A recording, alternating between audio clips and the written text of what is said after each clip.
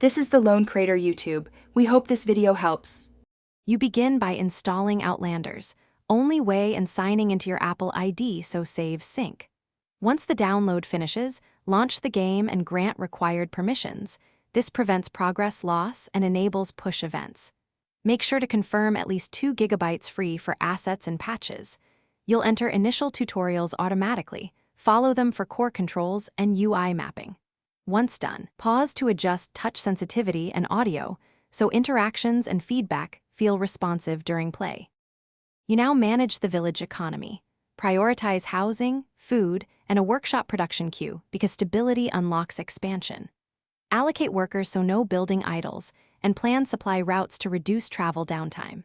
Make sure to upgrade storage early to avoid bottlenecks and to queue longer tasks overnight.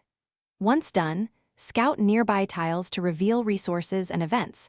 Scouting informs whether to craft now versus saving for upgrades. Adjust task priorities dynamically to respond to raids or seasonal demand. You complete runs by focusing on events and combat readiness.